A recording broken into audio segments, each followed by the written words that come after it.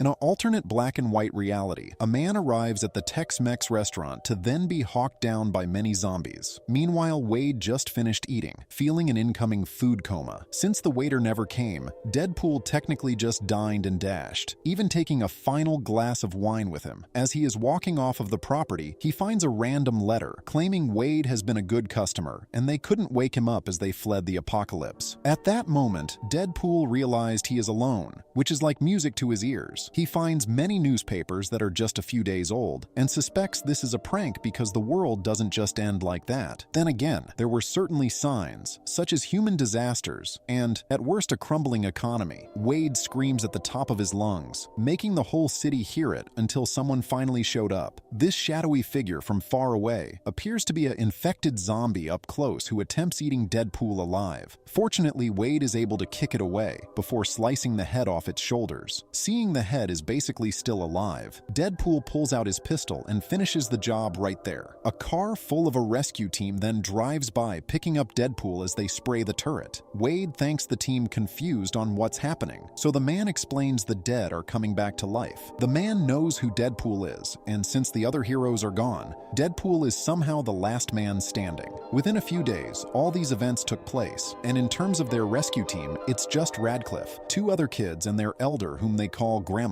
The car suddenly comes to a stop, where they discover the entire SWAT team is taken out, so Wade and the team goes searching for survivors. Seeing the rescue team to zombie ratio, Deadpool decides that they just book it. During this time, the grandma was attacked, prompting Wade to rush to her rescue, and since she was dead, he takes over as driver. This pandemic would continue on throughout the next 4 weeks, and in fact continued on, making it about 8 weeks. The rescue team decides to go on a camping trip, preparing to make a little bonfire, so Wade can finally get some good quality sleep. As it starts hitting the dusk of nighttime, Deadpool is knocked out and dreaming about baby oil. Randomly, rescue team leader Radcliffe wakes him up, since the kids have disappeared throughout the night. They first start searching when they stumble on a cemetery of graves, finding they are old yet seem recently disturbed. Hearing noises, they withdraw their weapons before being attacked by the now infected kids. Deadpool eventually riddles everything, walking with bullets, and since the kids actually gave Wade a sense of hope, he spent days grieving over their death. Wade walks all the way to West Virginia, using binoculars to scout through the town, finding a true season of life and community again. Deadpool is approached by dozens of old ladies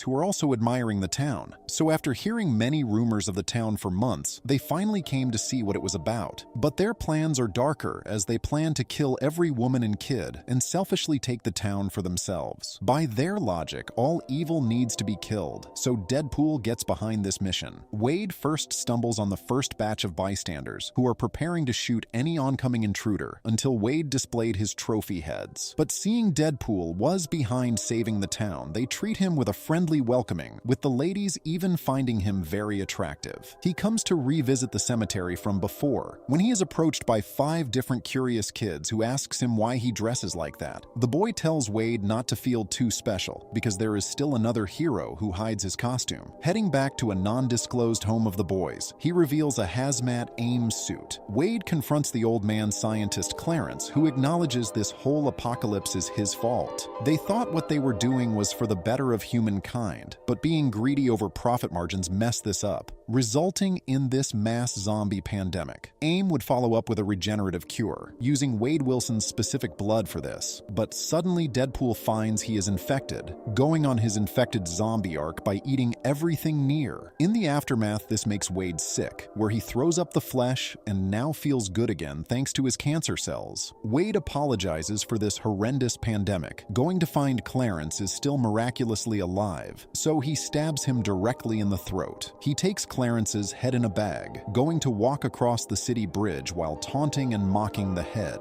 Seeing the Scientific Research Institute not too far away, he asks the head for another way in. But with no way in, Deadpool uses the head as a weapon, taking out all the zombies that were in the way before picking the head back up and continuing on. Wade then kicks right through the glass, asking Clarence to lead him the way, using his head as a lantern light for the darkness. Finding a deceased AIM researcher ahead, Wade knows he is getting closer and closer, so sets Clarence's head down. Deadpool discovers a blood-stained door, walking in to see not only a laboratory but 4 different Deadpools being worked on. While knowing he has to sacrifice himself, himself, Deadpool takes a sip of the green cure and lets the many infected zombies eat him away. This made everyone think they were Deadpool, but in the broader sense was for the betterment of reversing the epidemic.